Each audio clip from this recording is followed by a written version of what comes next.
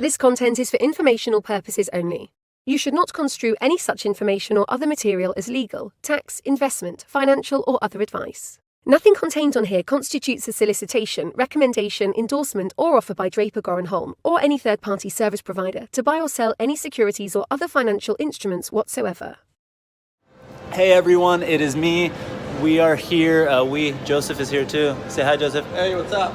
Boom, boom, boom. We're recording. Good morning, everyone. Hey, everyone. Hey, everyone. Hey, everyone. Hey, everyone. I am recording this on the computer now. Hey, everyone. Hey, everyone. Hey, everyone. Hey, everyone. Boom. All right. It says it's recording. Boom, boom, boom, boom, boom. I am apparently recording. The entire bottle of control. They're all exactly the same. Crypto art, and then what it really is an NFT. Wow. Eddie wants to slap the bag. So this is the next best thing. DeFi is going to be a bubble. It's provably scarce. With Mad Dog. Crypto, gold, and silver. Transparent substance. Take my money, start a war with it. Without further ado. Cheers to you, brother. Get shit done. Because the system has to collapse before that. My corona. Cheers. I feel much better now. Cheers. Wow, that was heavy. Boom. Boom. Welcome. Blockchain and Booze number 146. We have not missed a week for 146 weeks straight, which is pretty awesome. That's incredible. I'm very stoked on that number, and every time one of those numbers goes by, it's like just more pressure to never miss a week, never skip it. I did 2 from LA Blockchain Summit, so technically there's an extra one because we did a couple live ones. So I might be 150. Is that what you're saying? It might be 147. I don't know, but you've been on before. You know, I had we were talking before we went live about having like insanely busy days and going back to back. I think that busy day just saved the community from a really long and embarrassing to me Blockchain Booze theme song opener that I was going to record. Just to be extra weird for Adam, but love it. But here's okay. So really quickly though, that was your music that was on the blockchain. No, so that intro thing at the beginning, just as a background. So I grew up in Southern California. I'm in Southern California. North of me, about half an hour, there's a city called Oxnard. Oxnard is in the farmlands, and it's also known as the land of no toilets, because when you drive through it, the punk rockers gave it that name because it smells like poop. Because it's farmland, and they're just being silly, weird kids who say those things. But the bands that come from Oxnard, California are called Nardcore bands. And I grew up going to Nardcore shows, and one of my favorite bands was a band called Ill Repute.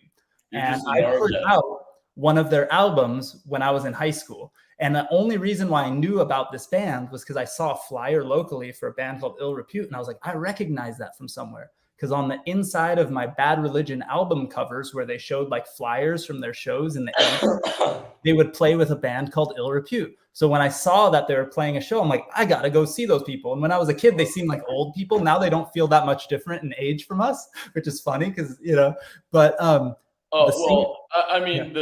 thing that blows my mind is how college football players are all half my age. It is mind blowing. Some of the NFL players are half my age. The NFL players are probably mostly half my age also, or within a couple of years of half my age. So, I'm like maybe 3 or 4 years older than you. I think when we met, I felt like I was much older than you. Now it feels we're like, it's like my brothers. When I was a kid, my brothers were so much older than me. Now, like we hang out, it's like we're pretty much, It's in percentages now rather than years. So it's like, exactly. I'm like 98% of you. So it's like, exactly. There's no difference. But what I was going to just go really quickly is to give a little love to that opening band. There's a band called the Robot Uprising. The Nardcore legendary guitarist Tony Cortez, who was the the guitarist for Ill Repute, started that band with one of the original members of the band called the Weirdos.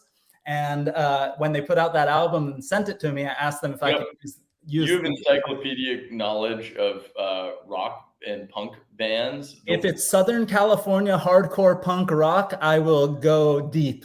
The way that I know comic book storylines. Exactly. It's like mind-blowingly nerdy stuff. And because I love that you have so much pride in it. You know, what's interesting is what's interesting is I always find having like niche curiosities, it sort of is a very captivating person to talk to. Like 100. Yeah. I think that like everyone, not everyone, but most people have this, like, they're obsessed with something, right? Like not everyone, but like I think the people in the crypto space or people that are entrepreneurs have this like obsession, right? And it's like something that you have in your brain that makes you want to obsess about certain things. And when you're a kid, it might be comic books, right? Or like, you know, Dungeons and Dragons or punk rock. But when you're an adult, it starts getting into maybe some of these things. Maybe. Well, the craziest thing is that nostalgia is like an asset class now, right? Like all of these things that we say, like punk rock's a pretty big market. Comic books like defined the last 10 years of movies. All these things are actually real businesses now. Where when I was, let's see here, 9, I think Marvel was bankrupt. The company Marvel was bankrupt. You could have bought Marvel they were begging people to have infinite licenses. On all of the characters for imagine getting like the license to Spider-Man. You could have bought and you know, Sony could have owned all of Marvel for all of the characters of Marvel for like nothing, and they were like, no, all this stuff's crap. We just want Spider-Man. Yeah. And look at what ended up happening. They ended up getting everything else, and Sorry, I'm very. No, it's really, you know, really quickly for people who are watching on one of the streams, I need to thank Lunar Crush. Sorry for like waiting 7, 8, 9 minutes in to do this, but Lunar Crush, thank you so much for streaming this on your platforms and on Twitter and everywhere else. If you're watching on one of those streams and you want to ask any questions to Adam, I'm watching the chat on blockchainbooze.io. It'll redirect you to the DGH events website. You can log in there. I will. And I should I introduce myself, or is that? So before we get, we went into talking about the band, but Adam, welcome back to Blockchain and Booze. Let's pretend like this just started. Okay. Welcome back to Blockchain and Booze. I really appreciate you making the time and hanging out with us. You had a crazy busy day today, and I know you just moved. Hey, it's never over. Startups continue to build throughout the nights, so that's right. Still going. That's right. It was more crazy just because it's like I did have a quick vacation and it was catch up day, and it was real catch up day. It was I like it. Well, the night is in diapers, and we're just beginning. So let's tell everyone who I think it's easy when we have people who are friends come on. It's easy to jump in and just start talking, but for those of us who don't know you as well, do you want to give a quick intro, or sure. I could get weird. I'm good with that. Adam Draper. I'm the founder and managing director of Boost VC. I'll do two things. One is I've been in the Bitcoin/crypto ecosystem for a decade now. So for roughly a decade, 9 years. I was the first investor in Coinbase. 9, 10. So I put it in the we sent out an email today, and I said Adam was one of the first, maybe the first outside investor in Coinbase. Were you the first? It's a debate. It's a constant debate of Y Combinator was the first technical check. So we can say that. But I think I was the first commitment after. after that. So I'm, it's debatable in the round. There were only 4 people in the actual round they failed at raising $1 million. They ended up raising 600,000. So I'm willing to say that there's like a debate. I don't know. I believe I was the first, but I'm willing to say you're the first. The only person who really knows is probably Brian Armstrong's email. At some point I'll finally interview him. We've gone back and forth about LA Blockchain Summit and things like this like a few times, and it just like never ends up working out because of different times. He doesn't do a lot of media, but one day I will, and that will be the first question I ask him. Good. It would be good. He's great. He's an amazing human. I'm very I think so I invested in Coinbase, but then which people might overplay my intelligence for doing. I would say I was like lucky. I was super lucky, right? Like people forget, but no one cared about Bitcoin. I had never heard of Bitcoin before talking to Brian, and most people didn't. I mean, this is 2012, right? Or 13? 2012. 2012. Yeah, so almost 10 years. And if you think about it, so I was just starting my career as an investor. I was an angel investor. Literally just fresh. No idea what I was doing. And so I was meeting entrepreneurs, founders, and like I'd started a business before. I actually ended up going out of business at one point. That's where Alon and I actually met. After that, when I started Boost Funder, actually during the last one, I actually wanted Boost Funder to be a part of the last business, and I voted at the board. The niche history that no one needs to. I was going to prepare a little like talk about the future, like and how fast it comes, because we're going to talk about investing in the future. And I was going to show some screenshots, like, and one of them was going to be a picture of you wearing a suit and say, I've known Adam so long, I knew him when he wore a suit to the first Boost demo day. But what's crazy is what I discovered one of the times, and we'll go back into this. One of the times I looked up, like I was trying to find something like a picture of something in San Francisco or something in maybe San Mateo. I don't know. I was going through my Google Photos just finding, and I found a screenshot from the first Boost demo day I went to of my details of my rental car. And the screenshot showed that, first of all, the resolution was crap, and it was the old, like one of the first iPhones. So it was like just weirdly shaped screenshot. And then 2, I was like, I have not rented a car maybe since then. So it was like a whole category of car sharing and stuff was created in that period of time. That's pretty interesting. That like, and then really, the evolution. It was 2012. It was 2011, 2012. That's right. So Uber probably was started 2010, 2011. Yeah, but Lyft, it was like still a weird thing.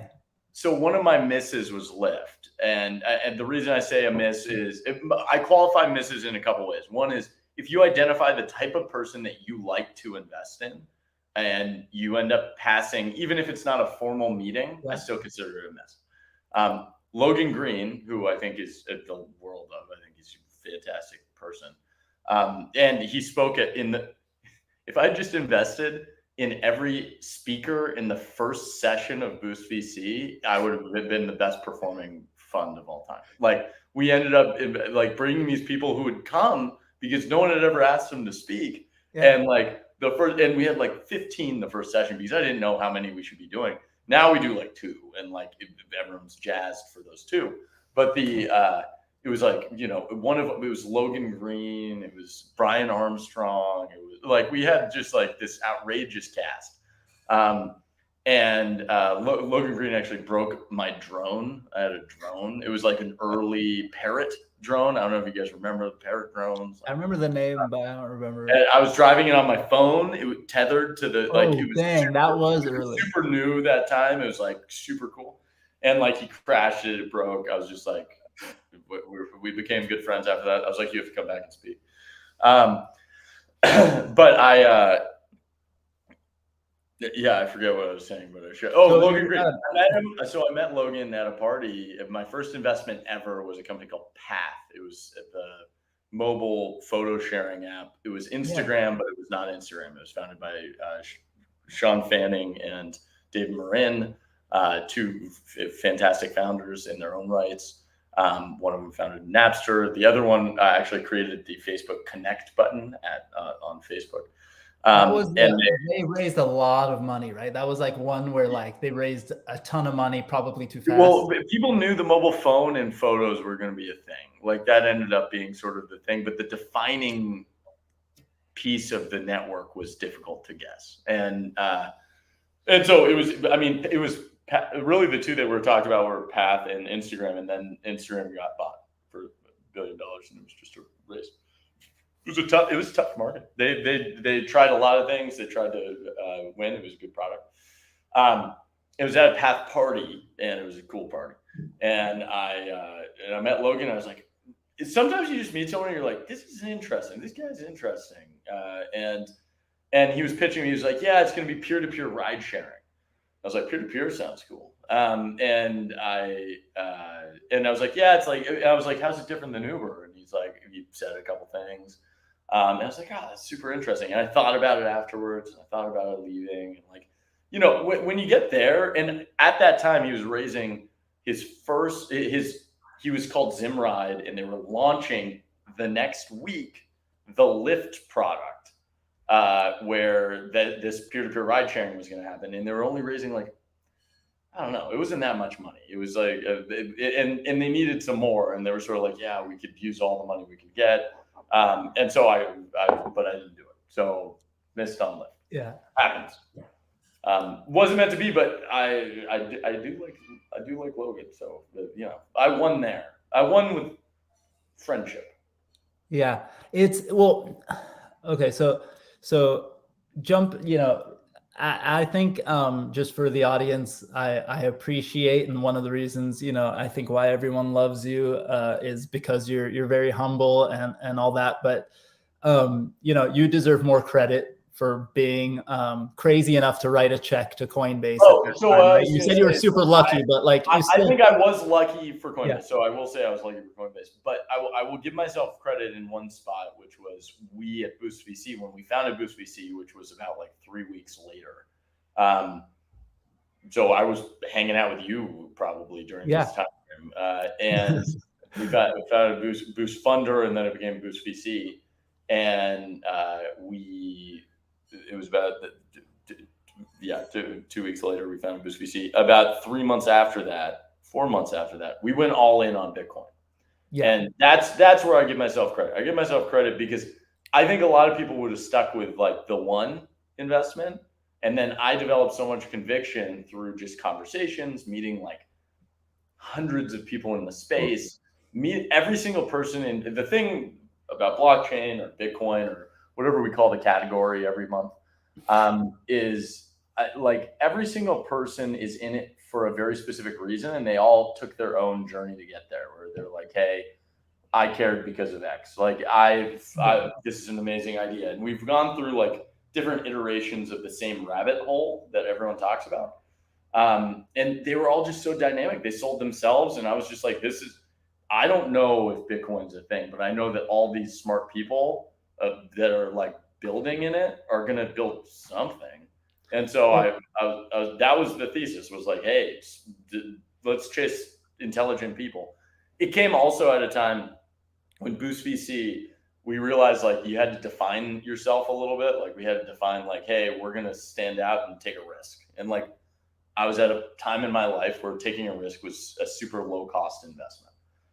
And still relatively low cost, but like it's harder to find those risks that you're going to do. So you have to get obsessed, right? To like, you can't like, you know, I think there are a lot of people, and it's really easy to spot. Maybe this is kind of can be a segue into kind of finding people, because I think it's kind of one of the topics I wanted to hit. But you know, there's lots of people that you meet in pitch meetings and who come at you and who are like, it seemed like They either heard about it on the internet and there's some hype, or they went down a list and went like, I want to be an entrepreneur. So I'm going to figure out what the most profitable endeavor will be. And I will go down this list, and then they give you a pitch that's like, very practical and concise, but they're not like obsessed. They're not doing it because they feel like they have no choice but to do it. Like it's good. It's good. That's a good thought process. How many times can I say it's good in the same sentence? It's good. It's good. What you're saying is correct. Now, what I will say is that a lot of great companies were founded by people who did say, I want to start a startup. And but there's great companies, and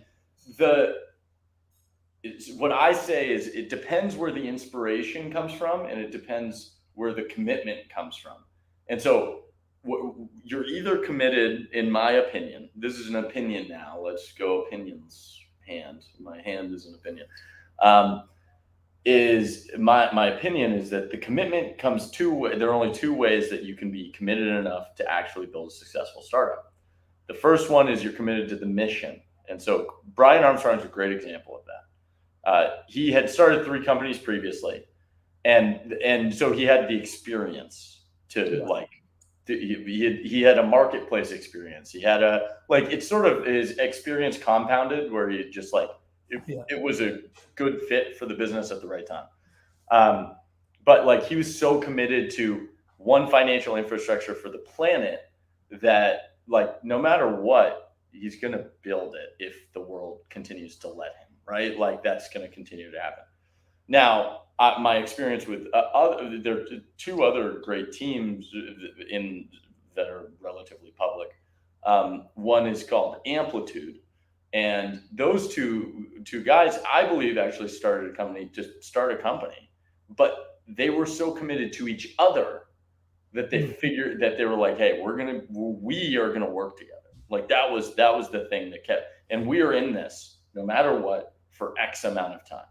And if you do that, if you go in with that mentality, and it's where is the trust, right? How can you build the trust? And that's what I think about when I think about companies and teams, because commitment is basically all that. But if you commit, you can build a thing, right? But you need to commit. You can't hedge. A lot of these people who start startups, they're hedging. They're sort of I'm working at a company. If I raise $500,000, I'm going to start this company up.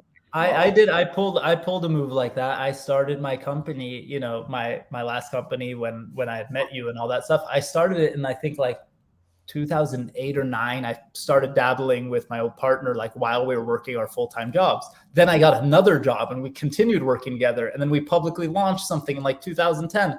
And then sometime around 2012, we realized we're having such great meetings. And I thought I was I was super smart by dropping my day job until I raised money is at Amazon, right? And I thought that made me seem cool. But every time I did that, all of a sudden, the great meeting was over and I never, heard back from the investors. And it's of course, why would they invest in someone who can't, make the bet themselves, who can't go all in? And the thesis, that thesis, and by the way, entrepreneurs come in all shapes and sizes. That's sort of I truly believe that commitment, conviction, and success come in all different ways. You can't, there's no one archetype. We try to pick the right potion, right? That we like to work with. But at the end of the day, if you're not going to commit, how am I going to be able to commit, right? If you're not going to commit your time, I can't commit my capital is sort of the quick argument for it. But it's a there's tough exceptions to every rule, of course, but it's still it's in general, it's not a it's there's that conviction part of it. There's the being all in part of it. So okay, with blockchain and booze, what has not happened on blockchain and booze that I can novelty wise be the first person? Man, I'm trying to think of something that would be like really embarrassing so I could say it and then you would do it. See, my brain never goes to script such a on really camera. dumb. No. My brain just goes straight to something ridiculous. I should think about that in advance, like come up with like people in the audience. What do you say? Adele said funding on the spot. See, very, very self-fulfilling thing. I mean, yeah, we had an on-air medical event. Just to throw out there, guys. Ryan Zuda is awesome. He was great afterwards. I talked to his mom that night. Everything was good. He was okay. He is awesome. Something happened. We had a whole crew of people. One of my friends who's builds metaverse stuff and in the space had a seizure while we were all doing a group chat. Like there were 9 people's faces on the screen and everyone was just like, Ryan, are you okay? Like all of a sudden he was just sitting there like, it was, but he is totally okay. Everything is good. Well, good. I'm glad. Well, sorry to make it get us all serious. It's probably better to have that with a bunch of people watching. You know, it's interesting. Yeah, I called and then I called his phone like 3 times in a row, and then his mom picked up and she's like, "Oh, one of our friends was watching the stream and called me before you did." And I was like, "Oh my God." And so his mom went in his room and checked on him and he was okay. So that's happened. Yeah, that's happened. Your dad sang a song, of course. I haven't been to an event where he doesn't sing a song. That's true. I've sang a song. My ape has sang a song. Nice. Yeah, we still haven't done the ape thing together. Yeah. Oh, you know what? I don't know if I've shown this to anybody yet. Somebody made me this the other day. Wait, that didn't change me at all. That was supposed to change me. Oh, wait, here. Hey, there we go. Can you see that? Yeah, it's really impressive. Why? It's a Snapchat filter, but apparently there's an app you can get it on your computer too. So it's amazing. Yeah. So it's fun stuff. There's one of the community members, Reaper, who has done some stuff with us in the past. He did a whole show, an episode using that. And I usually use the cartoon version of my ape. I have this thing called Adobe Character Animator, and it looks more like cartoony, like 2-dimensional, like, and so I've done that before. But somebody made us the Snapchat filter. Look good. I'll take a screen capture if you want. I didn't. No. Well, I can show you. I could do it anytime. I'll do. How about this? Punk Ape Strong will do a review of this episode of Blockchain and Booze using that filter later tonight or tomorrow or something. I'm sorry, I'm not drinking alcohol right now, so I can't. My cop out. So I have 2 cop outs. There's a funny thing, like on busy days or like long days or when you have like shit to do afterwards, I will like make the joke while I'll go like, don't tell anyone I'm drinking a Coke. But I opened up the fridge and my wife had bought these. They're 2% alcohol. So it's like it's like tea stuff. It's mostly juice and beer mixed together or something. It's one of these things. No, I'm giving it up for a while and seeing what happens, seeing if my That's cool. I like that kind of stuff. I mean, I'm not what I'm really trying to do, I'm trying to drop some weight and get back on the tennis court. That's my nice. You used to play tennis. I'm like good. You're good? Yes, it was nice to be good at something. I just told somebody I stink at tennis and I stink at golf, and those are the 2 things that people ask me to do, and I'm just like, I don't even really know how to do it. Like even you don't need to be good. Like golf, I believe you don't need to be good at golf to go golfing with people. Yeah, like you want the company to be within the range of like not I need to like rip the Band-Aid off and just go with somebody, and then I'll lose the stigma in my head of embarrassing myself, and then it'll be fine. Yeah, and like it's also fun that you hit one good shot in 18 holes. You feel pretty. You're pretty stoked. Do you want to know something? What? I got a C in golf at Moore Park College. When I was in college, I did golf as like, for some reason, my friends were like, we should do golf. And I was like, yeah, we should do golf. And I missed the class before the final. When the final was like, we're going to all go play a round of golf together. And my friend who was at the class told us it was at a different golf course than it actually was. And me and my group of idiot friends went to the wrong golf course and couldn't find the class. And so we all got C's in golf. Did you play at the other golf course? No, we left on a mad dash to another golf course, hoping we find everyone. And never happened. So, and what's going on with you these days? How's the block? Everything is great. So I'll give a little recap on what we're doing, and then I've got some questions from the audience here, but I've also got some questions I want to roll down the SciFi future stuff. Yeah. All is good on our front. Well, here, let me finish my intro real quick. We've invested in Boost VC. Our mission is to accelerate the SciFi future. We've invested in like 170 crypto companies, which is definitely part of the SciFi future. Programmable trust is a really big deal.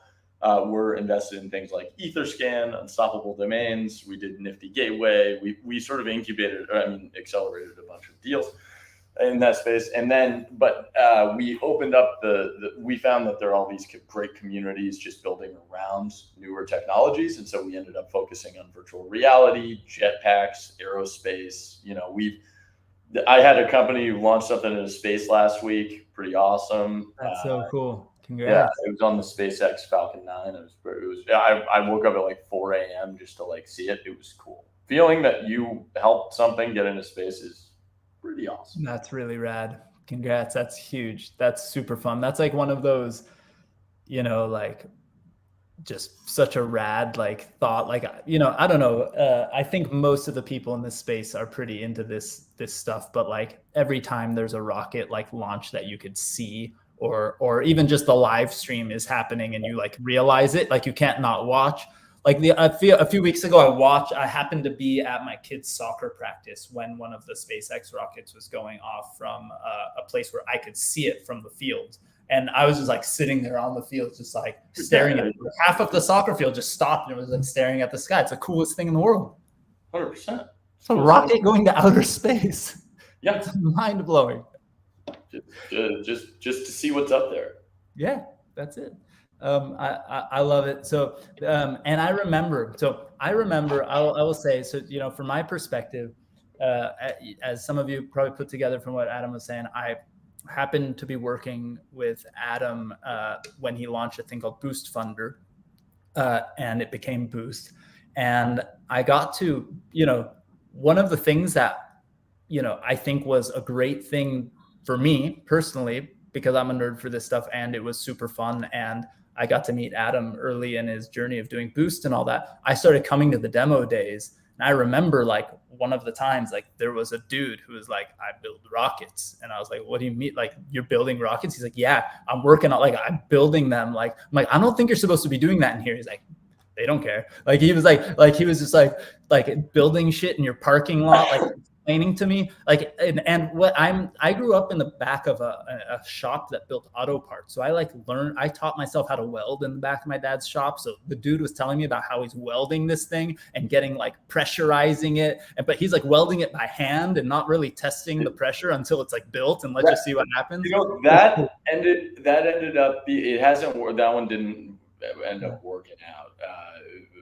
But I love the founder was character and an amazing guy. But it ended up being a very fortuitous investment where we started to just look for more aerospace. It was like a gateway for us where all of a sudden we were like, wait a second, this is a thing that we can invest in. It's like, I think there's a flip that gets switched in all of our heads once we do something or experience something or see something. They're like, wait, you could build a rocket at home. Like all of a sudden you realize like that's possible. Yeah. Like And being the first person to say yes to something like that, you're like, yeah, that was cool. It's really cool. Hey, Steve, you got to assume that Stephen person Rusi is in the chat. He said, "I remember Boost Funder." Who? Stephen Rusi. Stephen is a Rusi. Legendary. I will always be a fan of Stephen Rusi, and I am still. So hi, Stephen. He came to LA Blockchain Summit. Here, this is the credit I'm going to give Stephen. Stephen was the first investment I ever externally fundraised. So he invested in me. Didn't he invest on the crowdfunding platform on Boost Funder? He wanted to invest in actually Boost Funder. He probably did a deal on Boost Funder, but he wanted to invest in Boost Funder. And then I had to call him and I was like, hey, I'm sorry. We ended up deciding to shift to this accelerator model. And I remember I was in the car and we were just getting to know each other a little better because really we got to know each other like through like Boost Funders, like FYI info. Yeah, like the little communication system. Yeah, through a random communication channel. And he said, I'm still in. And I was like, fantastic. Great. Okay. We have a fun. You know what, Stephen, if you're still there, I'm gonna text you. We should have you on Blockchain and Booze to talk about your decision in investing in people directly, because that was just an example of someone who changed their business, like in the conversation that you're talking to them, and you're like, I'm still in, right? And I was not an obvious investment at that time. So Stephen, you know what, I think you were. And I'll tell you why. Okay, here's the thing. Adam launched Boost Funder, and it was this idea of everyone and their mom and their cousin and their uncle were launching accelerators and incubators in this moment in time around 2012 or so. Like it was a thing. Like everyone was like, we're going to do our version of Y Combinator. And Adam said, why don't we do it? I think from my perspective, what I remember is you going like, I think we could do this better. And I think we could do it for like universities where we franchise it in a way, like and scale it by doing one at every university, and we get all the best. Yeah. Good memory. Not many people know that was the intent. My original intent was, hey, there are great people, like universities are a great filter of talent. Let's just use those as our little like. But you know how many people start a company, right? And they set out to do something, and things aren't working and they keep doing it too long. I know in the past I've had moments where I've caught myself doing that. And there are people who are afraid to shift focus because they're scared of maybe what other people might think, or they're just scared. They're kind of went in one direction and they don't know how to shift, right, and change. That's a really good example. I sort of want to write all three of those things down. Well, you did it, right? Like you came in, you were doing one thing and you were doing it well. Like you were just getting started, but in getting started, I think you were trying to meet with those accelerators to put their deals on the platform or something like that. When we met, when you and I were meeting, a lot of the times in our office, we're in the office of an accelerator program. Because my company was a part of an accelerator program. And I think that at Amplify, and I'll give them credit. I love those guys to this day. Richard Wolpert is one of my favorite investors I've ever gotten to learn from and meet. And I beg him to meet me for coffee every time I can. The first people who give you money, like I don't know if everyone's this way, but I am definitely like Stephen Rusi. I mean, I'm like, that guy asked me for something. It's basically like he gets first dibs on the spot. Like, yeah, I have these like I have a few relationships like that. I feel like Richard is one of them where like I want to pitch ideas to him and tell him what I do, and I don't know, it's not like I do it because he's always super positive. I can trust that he will be like one time I told him like, hey, I want to do this thing. I want to hire this guy. And he's like, I've seen a lot younger people with less experience do that. Like, you don't need to hire some dude with gray hair to launch this thing because you want them to have like, and I remember thinking when I was like young, like I needed to hire someone with this more experience to launch this thing. And he's like, and I remember him giving me like a little bit of tough love, like a couple times, and made me love him more. Right. Like it's really funny. But just like somebody who's supportive, unconditionally, right? Unconditionally supportive is a nice little thing, right? It's huge, right? And there's people like that like, you know, I feel Eric from Wavemaker was one of our earliest investors, and he is one of those guys. I met him the day after I told everyone my company is over, and he said, "Hey, let's meet for coffee." And I was scared shitless because first of all, I'd never had raised money from people and failed. And I've never had a conversation with somebody after I lost their money. I didn't know what to expect. Like, in my mind, it was such a big deal. Like, and it was a big deal, and it is a big deal, but it was a bigger deal to me. Like, I didn't think about it through the lens of a professional investor who, you know, a lot of times they fail. Like, it's just a part of the business. And so when I met him for coffee, I was scared shitless, and he offered me a job. He's like, "You should come be a venture partner at Wavemaker. Let's work together." And I was like, "Huh? I thought you were going to hate me. I lost your money." You know, Yeah, I think people, yeah, I think that's a good observation, because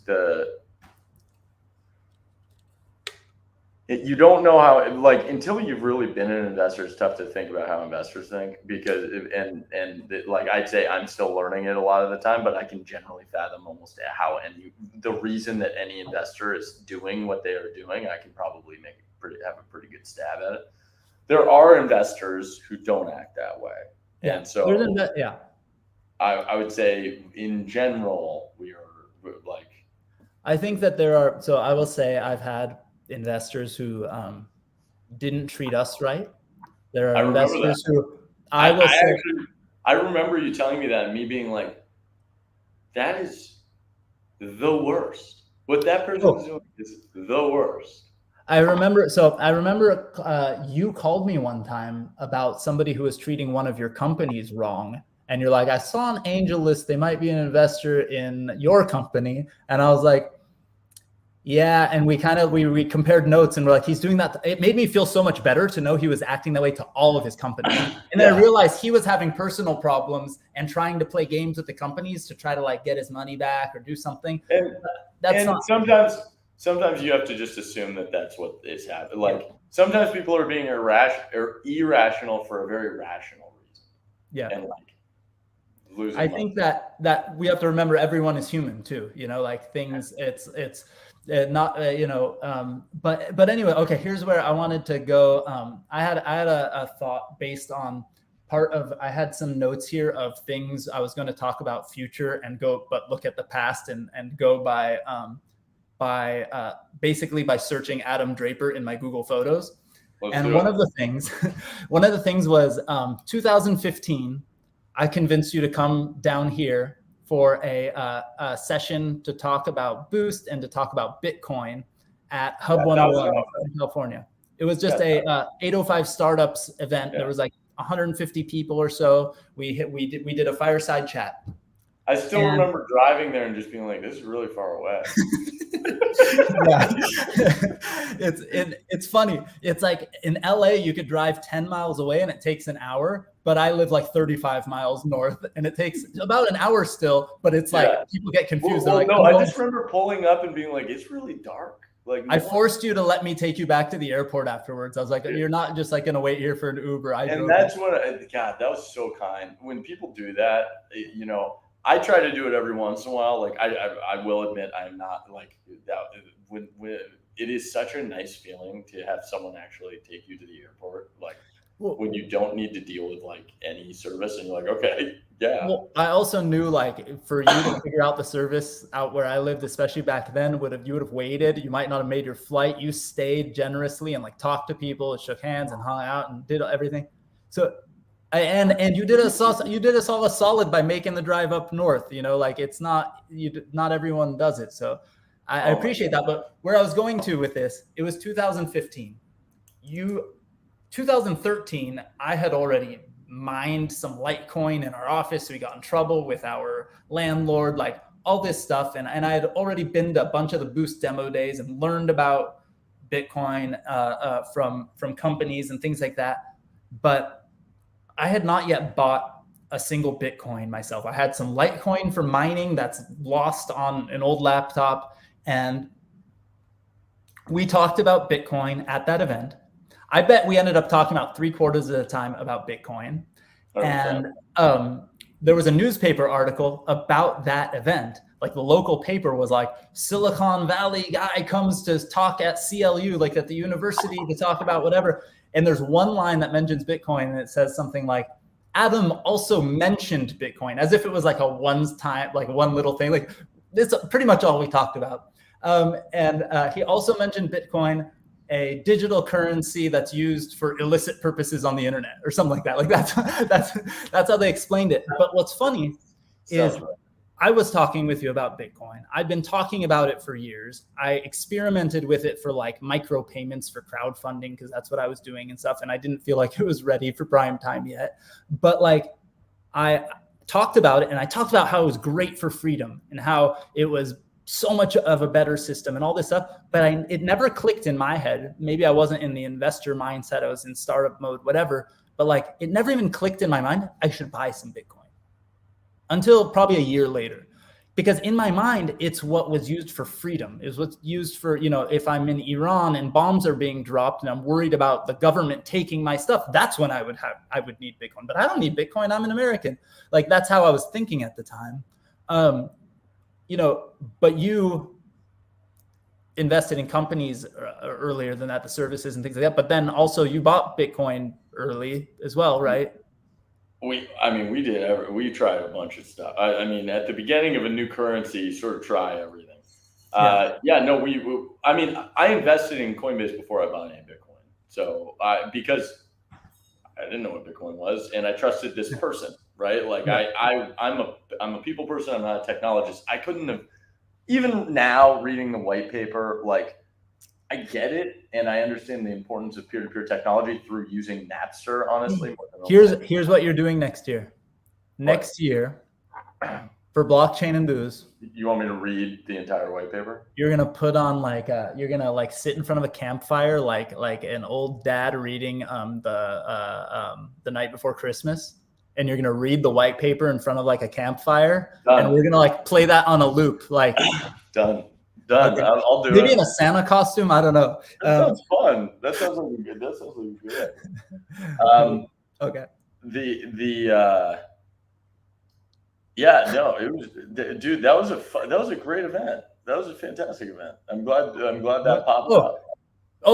One thing that was awesome at that event, but here's why I brought it up, because of the kind of future. Like you saw the future in advance. It made you think about it, and you did something that most people didn't. And where I want to get to is like, when it's not the people, what makes you think. By the way, my first purchase of Bitcoin here, think about what you're thinking about, but like my first purchase of Bitcoin, everyone goes through this, was a futures contract on a mining operation. And I to this day, I did get a little bit of money, but I did not get the number of Bitcoin I was supposed to get. So it was like, I was supposed to. I will tell you that because of people like you and others who invested in mining things, or who tried to mine and whatever, I heard so many stories like that, and so many kind of like horror stories and scammy things and weird things that happened. And it still never clicked in my mind. Like if you want Bitcoin, but you want to like spend a bunch of money to buy a bunch of equipment to eventually get the Bitcoin that money would have just bought right now. Like it is like it never clicked in, like it just didn't click in my head why you would ever like punish yourself that way. So I agree. So basically, in hindsight, it's easy to say what I just said. The simplest form is just like, don't have the headache of mining and just buy some, was sort of the thought process. I was getting like a 20% discount at the current market price. The current market price when I was buying was like $30.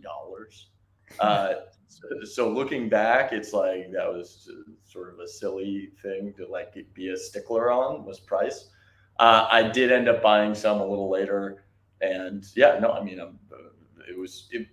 you want to know what Bitcoin did though? Here, this is what it did. Like the financial thing is cool. And I was lucky a couple times in my life. That was one of them. But it made me so curious. Like it was taking something that whenever I had a conversation with someone in the United States, they would say this will never happen. Like I talked to my grandfather and he said, you cannot do this. He said, don't be the first Draper to go to prison. And then my dad said, are you sure he wouldn't be the first? It was a great and I was and so like hearing from all these people like, hey, it's not, it made me so curious because I had developed such strong conviction that I was like, no, this makes sense. It's an experiment. Like, why can't an experiment exist, right? Like I was sort of like, I don't know, like I was sort of like, let the thing run its course. And Napster was probably the most impactful technology I ever used before Bitcoin. And so I was like, this is the same stuff, just with like money instead of like digits. Yeah. We all did. I mean, you're the perfect age. I'm a little bit older, so I got into weirder stuff before that, like in terms of the file sharing and all that. But Napster brought it to the mainstream, and pretty much everyone we knew that's how they got their music. It was very fascinating. I had a Napster T-shirt through high school. Like I was like, it made me interested. Napster made me interested in my computer for the first time. Where suddenly I was like, oh, this is how it works. Like I was sort of interested. Like AIM was good for communication, but I was like, this is valuable. I was like, I'm in 6th, 7th grade. I get to talk to girls at 2 a.m. That's awesome. But then Napster came along. I was like, wait a second, music? Like I like it.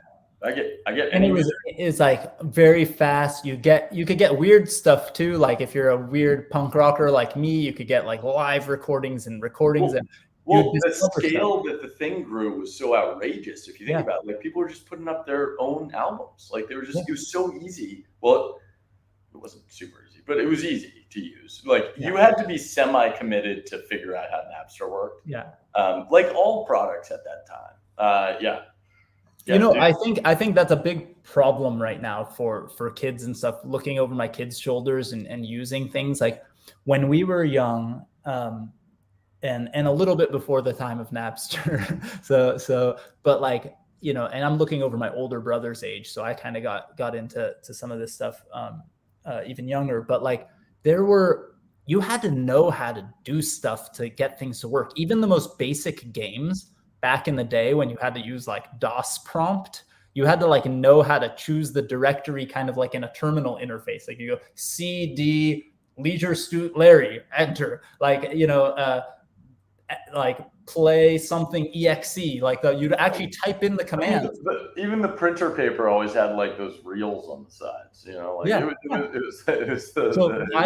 I had an uncle who got us a computer really early, and we got really lucky that he was in the he was in the computer business, and he was on some top like 100 list of computer executives. He sold his company to use the money to buy a chain of toy stores because he said computers are never going to work in the household. Like people are not going to, like regular people are not going to use computers. This is ridiculous. Then he went back to there a few years later when he was wrong. But like we had this old computer. We had games. Our version of Pitfall on this old Atari computer, you would put a cassette tape into So you'd put a cassette tape into the thing. It would go bzzz and read the cassette tape for like 10 seconds. Then you'd get to play the game for about 10, 20, 30 seconds. And then it would pause at the end of like after jumping over like a crocodile or whatever. And then it would go bzzz, and like you would like hear the sound. It was like loud as hell. Like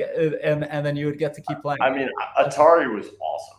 I was all about it, Atari. I also think my obsession with playing my favorite video game is Super Smash Brothers for the N64, and Brayton Williams, my partner, and I still play it. I got an N64 with my bar mitzvah money. That was my it was like right when N64s were brand new. I turned 13 years old. I had my bar mitzvah, and I took the money, and that's what my parents let me buy with it, and that was life changing. Yeah, it was super cool. Okay, so we are kind of running out of time. It's I think there's an N64 in here. I just don't have a TV. TVs don't adapt the same way anymore. You can't play it. Get a piece of software called OpenEmu. It's an emulator that's open source. I was disappointed. We got my son a controller recently, so we can plug into the computer, and it looks just like a old PlayStation controller. And the reason we did it is because I want to play Tony Hawk with him, and it's not working yet. But the N64 games work. I had a Dreamcast. Ooh, dang! I had a Dreamcast, which no one on this watching knows what the heck a Dreamcast was. That was a moment in time. It was a moment in time, and Tony Hawk actually played better on the Dreamcast than it did on PlayStation. PlayStation was just bad. Like everything else was better on PlayStation. Sony was better than Sega those years. It was. They just never, Sega shouldn't have gone to discs, was what we learned. I mean, Sega was way ahead, but then everyone played the Nintendo games and stuff like that. There's a great documentary called High Score that is about the video game industry. I highly recommend it on Netflix. It was just fun. It's, it was nostalgic, right? Like at the beginning, it's nostalgia is an asset class. Like I was willing to invest some time because I was just like, I want to learn about the history of all this weird stuff that I've spent. Yeah, we've spent lifetimes playing. Like we ditched school in high school, would go to my friend's house, we'd all pitch in whatever cash we had to order a pizza and play Tony Hawk instead of going to school. Like we got in a lot of trouble. By the end of our junior year, we basically all got in trouble and couldn't like miss a moment of school. Hopefully our kids aren't watching this. I've told them this. They're like, you're bad. And I'm like, that's not like, what's funny is those things that I thought were so bad when I was younger. Like I look at other things that people do and I'm like, wow, those were like some of those formative.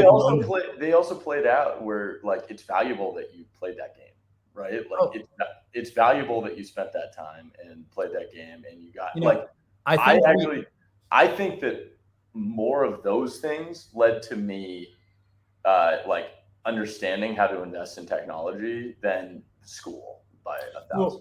Well, what's interesting is like what happened with like Tony Hawk that made it really special. And this is also like that part of going back to me being a nerd for that punk rock stuff. Tony Hawk was the first video game that had a soundtrack. Yeah, it had a soundtrack with like modern music and stuff like that. And Bad Religion was on the soundtrack. So it was like still best soundtrack of any game ever. Oh, my daughter loves the that song, the Superman song, like here I am doing everything, like the one that plays in the intro. Like she wants us to blast it while we're skateboarding, like every time, because it's the Tony Hawk song. First off, the fact that you skateboard with your daughter is pretty awesome. It's pretty cool. Nearly cool enough. I made longboards in college, but maybe I'm getting old, but like my hips don't work that way. No, it's basically rolling around on a basketball court on a skateboard, which is super cool, with little kids. I do want my kids to be able to skateboard though. I think it's important. I'll send you a link to some cool stuff. Although the things I think if we learn one thing, the things that parents think are important are probably not the things that are going to be important. That's true. I try to, it's so. Going back to, and okay, we're over time, but if do you got a few minutes? Are you okay? I have a couple minutes. Okay. So if anyone throws out any last minute questions, I saw some questions out there. I might throw it out there, but I guess going back to just really quickly, we didn't hit anything I wanted to hit. It's pretty awesome. So we're gonna just have to do this again. Here's the thing. I want to make sure we give everyone at least a plug to Boost, because Boost is, you are investing in future companies, in sci-fi companies, people doing wild things. You guys have the guts to jump ahead and do these things and back people. But I know you guys also have kind of specific terms in the way you work. Has that changed in the current market, or is it the same? Can you tell people what that is? 5 years. So we're 4 years. So we invest $500,000. We target $3 to $7 million valuations. We targeted those last year. Now I would say it's much more accepted by founders. Yeah. But yeah, I mean, we just like to champion our companies. We love to just support people. I'd say the one thing that we do take pride in is like most of the companies that are in the Boost VC portfolio are like good humans. So but it's good to see everyone. Please apply or email me, adam@boost.vc. Happy to take your Adam, I appreciate your time. I really, love that you joined us. I want to tell everyone really quickly, if you go to blockchainboost.io and it'll redirect you to the DGH events website if you're watching on one of the streams, or if you're already back there. In a minute, when we turn this off, you'll be able to turn on your camera if you want and hang out with the community.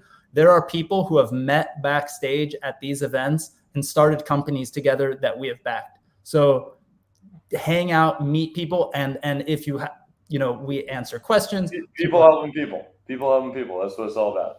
That's 1000%. But Adam, thank you so much. Blockchain Boost number 146. In the bag. Thank you. I can't wait to meet up in real life again soon and buy you a 100%. Burger. I'm in LA soon, so I'll talk to you soon. Let's do it. Bye, guys. Thanks, everyone.